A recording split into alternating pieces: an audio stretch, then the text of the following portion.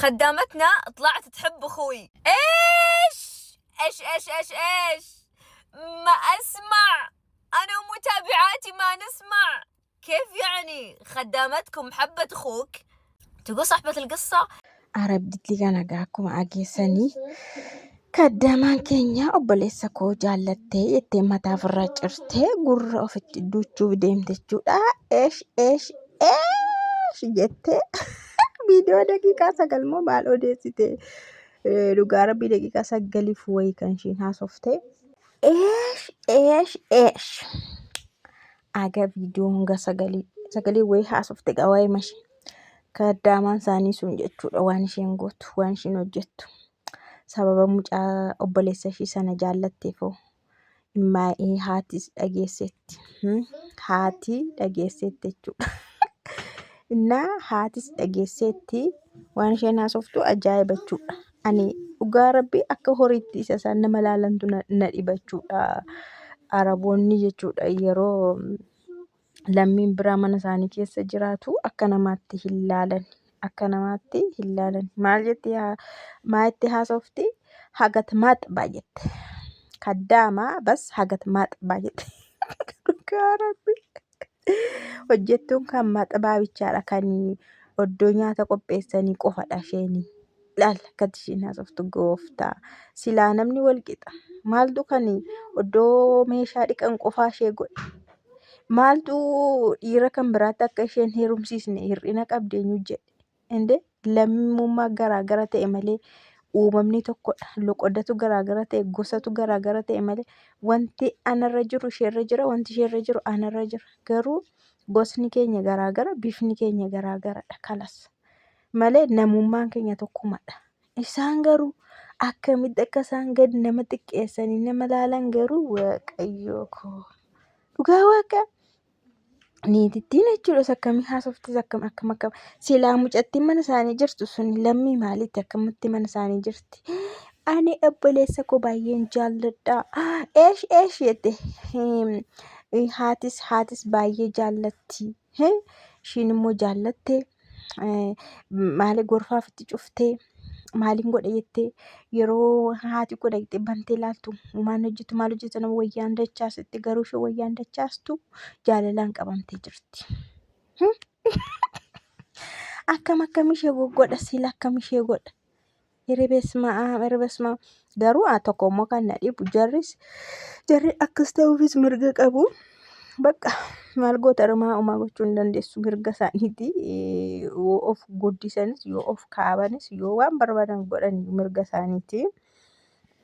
Garuu maal ani warra lammii biraa jechuudha. Lammuma kamuu haa ta'u hojjettuudha jedhamee mana sana keessatti erga galee daangaan isaanii daangaa hojjettummaa erga ta'e akkamittiin jaalalli irraa na qaba. Haga amma anaani wanti gaaffii natti ta'u kana dhugaa waaqa. Jaalalli nama qabuu fi haalli wayii jiraachuu qaba bara. Haalli mijataa wayii jiraachuu qaba bara. Lafaa gahee jaalalli nama hin qabu bara. Wanti ta'e wayii jiraachuu qaba jaalalli nama qabuuf.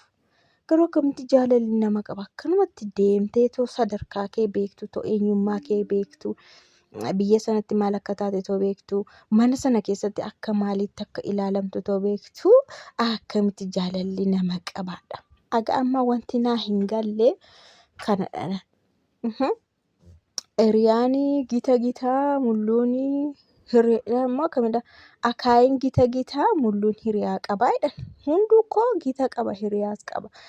Achi dhaqanii waan isaan hin madaalle yookaas immoo iddoo sanatti waan hin ilaalamne deemanii hojjetanii irra caala hamilee ofii cabsuu jechuudha. Isa dura hojjettummaadhaan mana sanatti galayyuu hamileen nama caba jecha isaan siin jedhaniin ilaalchi isaanii wanti kamii isaaniiyyuu hamilee si cabsa. Yeroo isaan ati immoo kun sitti dhufe jaalala na qabeettee isaan dhagaanii sitti qoosanii sitti kolfanii kissi godhanii akka sareettis ilaalanii walitti himanii hiriyaa walitti bilbilee obbolaan walitti bilbilee sadiqatummee akkas jettee sadiqtee akkas jettee qamanxarseen akkas jettee jedhanii dhufanii muudii sanuu gurruma kee irratti odeessu.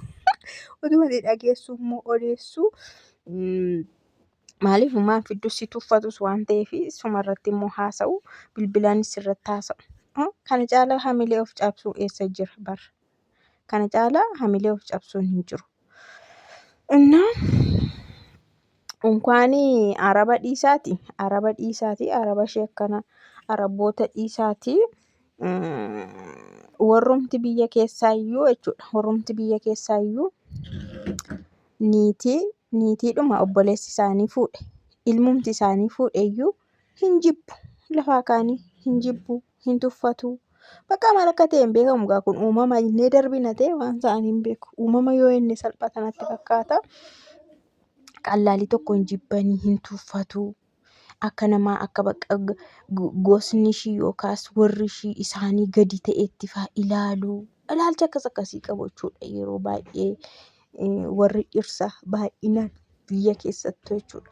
Deemtee immoo warra araboota warra hojjettu mana isaanii akka sareetti lakkaa'an akka namaatti hin lakkoofne bakka akka waan ta'e wayiitti yoo waan barbaadde hojjettes hin dadhabne yoo maalitti fe'anis hin dadhabne yoo waa ajajanis hin dadhabne yoo rafuu baattes hin dhukkubne yoo dhukkubees kan hin ciisne akkatti kan ilaalamtu akka muka yookaan sibiila lubbuu hin qabneetti ishee lakkaa'amtu tokko jaalalli mucaa isaanii qabeenyaadhaan akkam haa kolfan, akkam haa ga'isan, akkam haa muudiitti haa qabatan.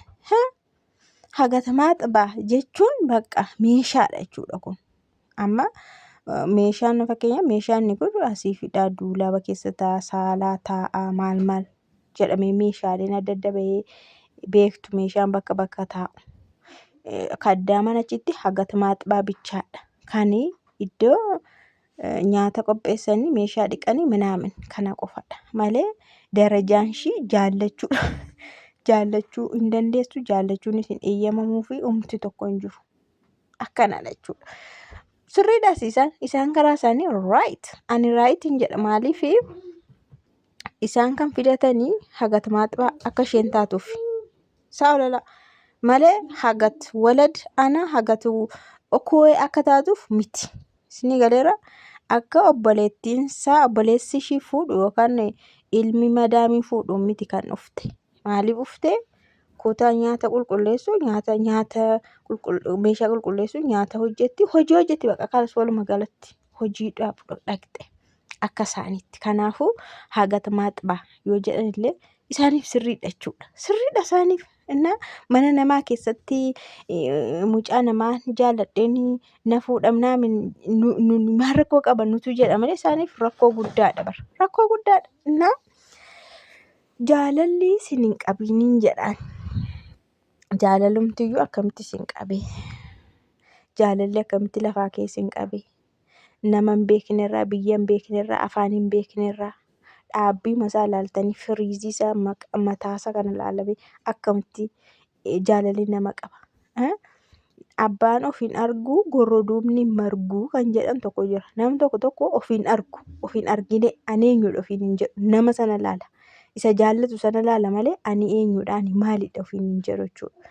Asittillee jira bara wal tuffachuun biyya keessatti illee baay'ee namni wal tuffata. Ofiin agarree namaan jedhee ebeluu fuudhuuf ebeluudhaan akkasii maal inni koo akkamitti ishee fuudha isheen isatti akkamitti ofiin beekanii walitti dhufan barjarri waliin akkas hin jedhama jechuudha. So akkuma hagatamaa xibaa jettee barrii kee hojjetattee gali. Biyya keetti kan waan isii kaahee heerumta.